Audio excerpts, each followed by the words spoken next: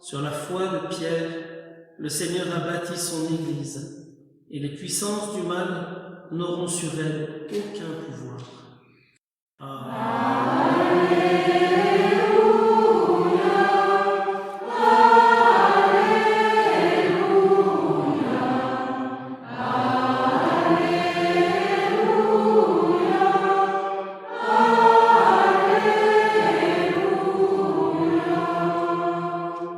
Le Seigneur soit avec vous. Et avec votre esprit. Évangile de Jésus-Christ selon saint Matthieu.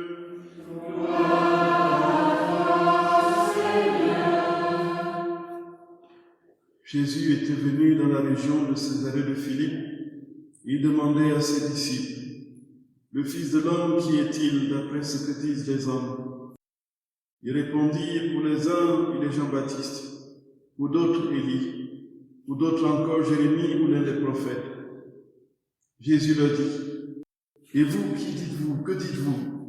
Pour vous, qui suis-je » Prenant la parole, Simon-Pierre déclara, « Tu es le Messie, le Fils du Dieu vivant. » Prenant la parole à son tour, Jésus lui déclara, « Heureux es-tu, Simon, fils de Jonas. Ce n'est pas la chair et le sang qui t'ont révélé cela, mais mon Père qui est aux cieux. Et moi, je te le déclare, tu es Pierre, et sur cette pierre je bâtirai mon Église. Et la puissance de la mort ne l'emportera pas sur elle. Je te donnerai les clés du royaume des cieux. Tout ce que tu auras lié sur la terre sera lié dans les cieux, et tout ce que tu auras délié sur la terre sera délié dans les cieux. » Alors il ordonna aux disciples de ne dire à personne qu'il était le Messie. À partir de ce moment, Jésus, le Christ, commença à montrer à ses disciples qu'il lui fallait partir pour Jérusalem, souffrir beaucoup de la part des anciens, des chefs de prêtres et des scribes, être tué, et le troisième jour ressuscité. Pierre, le prenant à part, se mit à lui faire de vifs reproches. « Dieu t'en garde, Seigneur, cela ne t'arrivera pas. » Mais lui, se retournant, dit à Pierre, « Passe derrière moi, Satan. Tu es un obstacle sur ma route. Tes pensées ne sont pas celles de Dieu, mais celles des hommes. » Acclamons la parole de Dieu.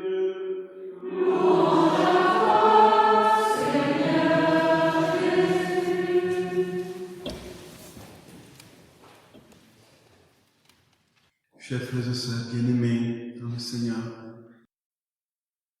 nous rendons grâce à notre Dieu qui a bâti son Église sur des colonnes fragiles, dont il a été lui-même la force.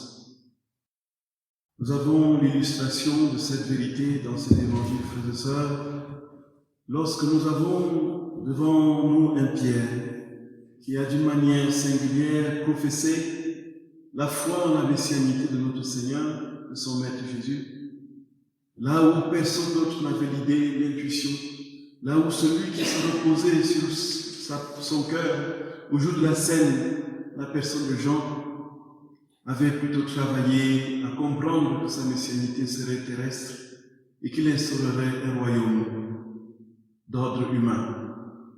Et naturellement, travaillant dans ce sens, mettant sa maman à contribution, Madame Zébédée, pour avoir des places à la gauche et à la droite de notre Seigneur dans son royaume terrestre. Nous avons un Pierre qui est brut de décoffrage, entier, terre à terre, quasi analphabète, qui reçoit soudainement une intuition d'en haut, là où les conceptions de Messie se multipliaient, entre une conception d'un Messie, fils de l'homme, doté de pouvoirs magiques, un Messie militaire, chef guerrier, un Messie roi. Voilà qu'il a l'intuition, la profonde compréhension de qui est Jésus. Tu es le Messie, le Fils de Dieu. Et naturellement, Jésus le lui confirme, frères et sœurs bien-aimés. Ce n'est ni la chair et le sang qui t'ont révélé cela, mais mon Père qui est dans le royaume des cieux. Et alors, en conséquence, puisque ton cœur a parlé, tu as laissé ton cœur ouvert et laissé ma vie, la vie de ma vérité se saisir de toi, tu es bien, sur cette pierre, je bâtirai mon église. Les pouvoirs de la mort ne l'emporteront point contre elle. Je te donnerai les clés du royaume des cieux. Ce que tu auras lié sur la terre sera lié dans les cieux. Ce que tu auras délié sur la terre sera délié dans les cieux. Et voilà que soudainement, après cette promesse, cette Pentecôte, cette théophanie, cette manifestation pleine de la vie de Dieu, dans les paroles de Pierre et dans la promesse de notre Seigneur, voilà qu'immédiatement après, lorsque Jésus annonce sa mort prochaine, Pierre se met en travers. Et Jésus est obligé de lui dire, tu es vraiment le diablos, celui qui se met en travers du projet de Dieu. Arrière Satan. Frères et sœurs bien-aimés, les altermoiements d'une âme qui aime son Seigneur ne nous étonnera pas lorsqu'il s'agira pour nous de notre cheminement propre et de notre avancée vers la plénitude de cette vie de Dieu qu'il nous promet. Un jour, ce sera l'illumination et les profondeurs de compréhension des mystères trinitaires, avec toutes ces implications, l'impression de nager dans cette vie de Dieu, et l'instant d'après, ce sera, à notre grand étonnement, quelque chose de l'ordre justement de ce que Pierre dit. Est-ce que c'est vraiment vrai qu'il faut que je meure, que ma volonté meure, que cela ne se réalise pas comme j'avais promis, j'avais prévu? Et nous nous retrouverons peut-être entendant le Seigneur en sourdine dans l'inconscient de notre âme, nous dit arrière Satan. Nous voici, frères et sœurs bien-aimés, au cœur de ce grand mystère de l'iniquité dont a parlé saint Paul, et qu'il traduit lui-même dans l'Épître aux Romains au chapitre 7, en décrivant ce poids qui le tire vers le bas, ce conflit continuel entre l'idéal qu'il entrevoit et l'incapacité de le réaliser, et cette continuelle marche caïn-car vers la vie du ciel. Pourtant, frères et sœurs bien-aimés, en dépit de cela, et c'est cela le grand miracle, en dépit de ce Pierre qui va s'entendre dire arrière Satan, en dépit de ce Pierre qui va renier par 3 fois son maître et pleurer à chaudes larmes, en dépit de ce Pierre dont la tradition raconte qu'il fuyait le martyre à Rome rencontrant Jésus, qui lui dit, où vas-tu? Si tu veux fuir, j'irai mourir à ta place, on va dire. En dépit de ce Pierre, frères et sœurs d'amour, il a été établi la colonne de l'Église. Et c'est pourquoi la promesse, en dépit de tout ce que nous pouvons comprendre dans l'histoire de l'Église, reste ferme. L'Église est entre la main de Dieu, frères et sœurs d'amour. Et c'est le Seigneur qui l'a conduit infailliblement à bon port, dans les verts pâturages du royaume.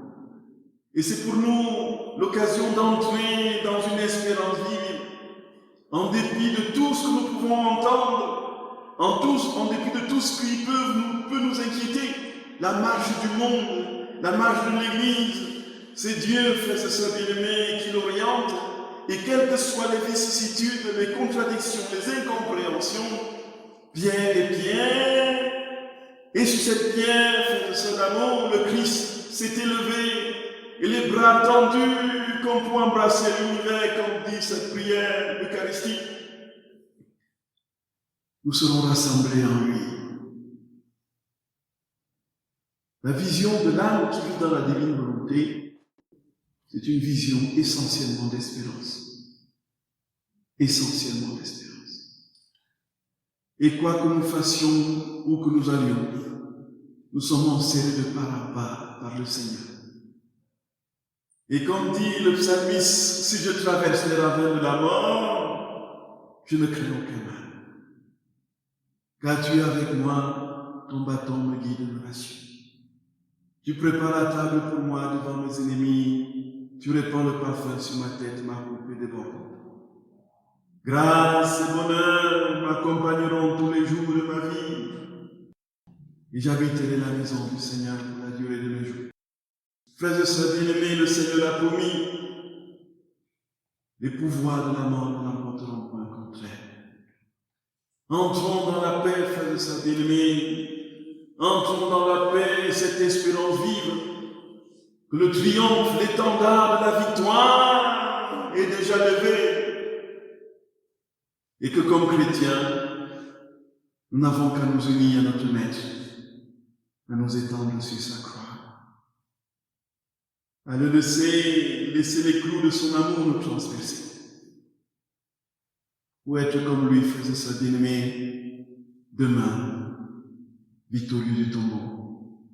Au moment où est ta victoire, au moment où est ton aiguillon, la mort a été engloutie dans ta victoire. Voilà notre chant d'espérance, frères et sœurs bien-aimés. Voilà notre cri de guerre. Voilà notre cri de victoire. Ce chant ancien que l'on prenait, je suis chrétien, voilà ma gloire, mon espérance et mon soutien, mon chant d'amour et de victoire. Je suis chrétien, je suis chrétien. Le ciel est ouvert, frères et sœurs bien-aimés. Entrons-y dans la paix et peut-être portons notre croix.